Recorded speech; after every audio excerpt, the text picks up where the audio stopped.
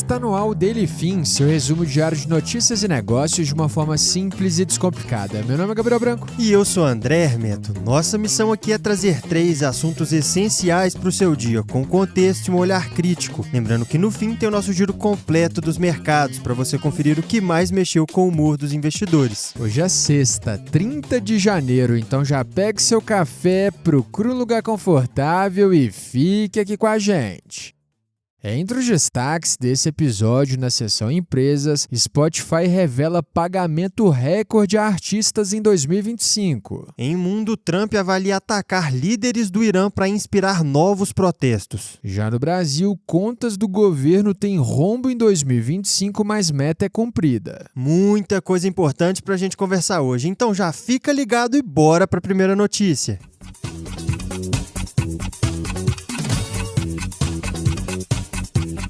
No mundo dos negócios, o Spotify começou o ano colocando números bem pesados na mesa. A plataforma anunciou que pagou 11 bilhões de dólares à indústria musical em 2025, algo em torno de 57 bilhões de reais. E é dinheiro alto mesmo. Esse valor representa um salto de 1 bilhão de dólares em relação a 2024 e marca o maior pagamento anual já feito por uma varejista de música na história. E o dado fica ainda mais relevante quando a gente olha para o tamanho disso dentro do mercado. Esses 11 bilhões de dólares equivalem a 30% de toda a receita global da indústria fonográfica. Ou seja, hoje o streaming virou o principal motor financeiro da música no mundo. E tem um contexto importante aí também, né, Branco? O Spotify vem disputando espaço e tentando reter e atrair artistas, especialmente com a concorrência direta de plataformas como o YouTube e a Apple. Pois é, e para efeito de comparação, olha esse número. O YouTube pagou 8 bilhões de dólares à indústria musical nos 12 meses entre julho de 2024 e junho de 2025. E quando a gente amplia o olhar, o histórico do Spotify impressiona ainda mais. Desde que foi fundado lá em 2006, o Spotify já repassou mais de 70 bilhões de dólares ao setor musical, algo próximo de 362 bilhões de reais. Outro ponto que chama atenção nesse balanço é quem ficou com esse dinheiro. Segundo a própria empresa, metade do valor pago em 2025 foi destinada a artistas e selos independentes. Hoje, o Spotify diz que mais artistas ganham acima de 100 mil dólares por ano na plataforma do que havia músicos vendendo discos em lojas na era do CD. Ou seja, o modelo mudou completamente e para muita gente funcionou. E aproveitando que a gente está falando do Spotify, a empresa também anunciou uma novidade que aproxima ainda mais o app de uma rede social. Agora, usuários podem criar chats em grupo com até 10 pessoas para trocar mensagens e compartilhar músicas, podcasts e audiolivros. É basicamente mais um passo para tornar o consumo de áudio cada vez mais social e ajudar você a compartilhar ali o podcast do Daily Fin de uma forma mais fácil com seus amigos. Mas com esse panorama fechado no bloco de empresas, a gente agora amplia o foco e vamos direto para o noticiário internacional.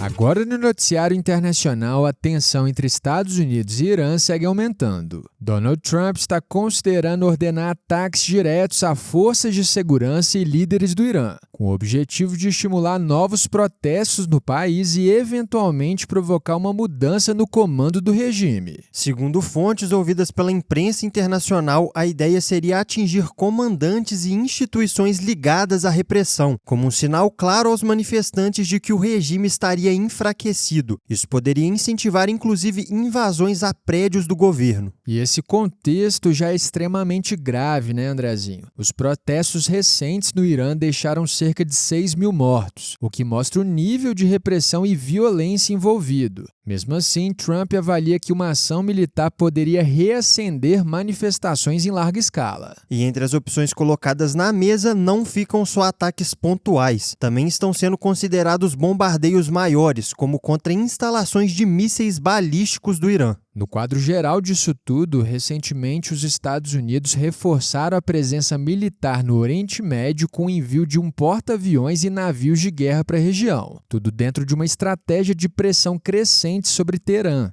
Além disso, na quarta-feira, dia 28, Trump voltou a apertar o cerco. Ele pressionou o Irã a fechar um acordo sobre armas nucleares e deixou um recado direto: qualquer futuro ataque seria muito pior. Na prática, o objetivo americano segue o mesmo de sempre: limitar o programa nuclear iraniano e impedir que o país desenvolva uma bomba atômica. Do outro lado, a resposta veio rápida. O exército iraniano anunciou a incorporação de 1.000 novos drones ao seu arsenal e afirmou que qualquer ataque dos Estados Unidos será tratado como o início de um conflito. E a repercussão internacional também foi imediata. Ontem, dia 29, a Rússia alertou para consequências muito perigosas caso os Estados Unidos avancem militarmente. Já a União Europeia classificou a Guarda Revolucionária do Irã como organização terrorista. E, enquanto isso, Israel e a Arábia Saudita enviaram representantes a Washington, ambos países se mostrando contrários a um conflito na região. Ou seja, o cenário é de pressão máxima com riscos de escalada militar e impactos globais. Mas com essa tensão no radar internacional, a gente agora vira a chave para o noticiário aqui do Brasil.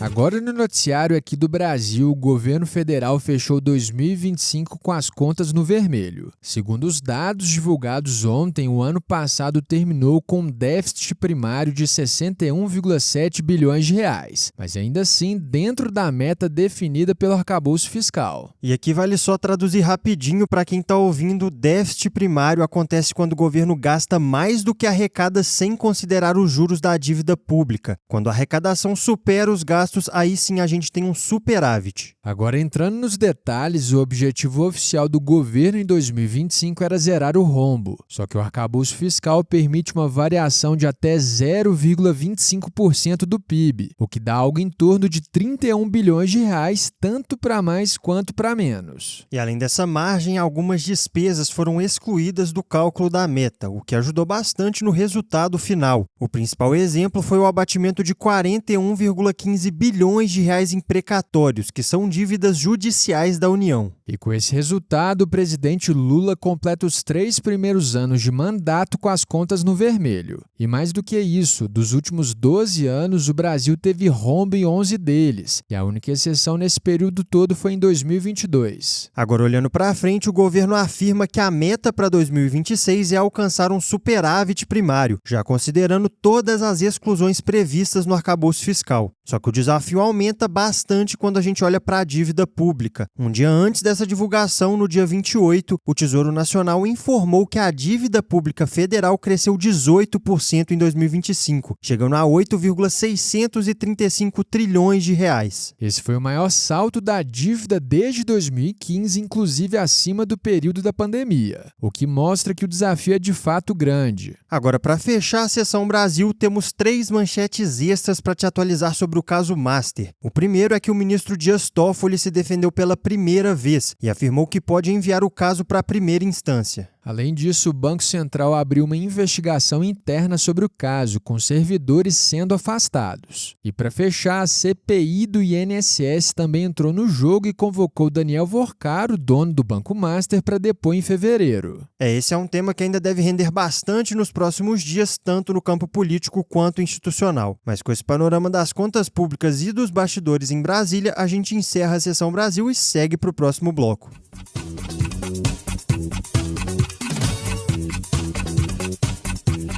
No fechamento dos mercados do Daily Fin, a gente começa pelo setor bancário. A fintech PicPay captou 500 milhões de dólares em sua abertura de capital na Nasdaq, a primeira de uma companhia brasileira desde o Nubank em dezembro de 2021. Após a captação, a empresa passou a valer 2,6 bilhões de dólares. Os irmãos Batista, que controlam a PicPay por meio da JF, ficaram com 71% do capital após a oferta. Na Nasdaq, o código das ações do PicPay é PICS. E ainda no exterior, Donald Trump voltou a pressionar o Banco Central americano, afirmando que não há razão para manter os juros tão elevados e que a política atual custa centenas de bilhões de dólares por ano. Trump também atacou o presidente do Fed, Jerome Powell, chamando ele de idiota, e disse que os juros americanos deveriam ser os menores do mundo, citando o volume de recursos que entram nos Estados Unidos via tarifas comerciais. Já no mercado acionário, a quinta-feira foi de mau humor, após a repercussão dos balanços de grandes empresas de tecnologia.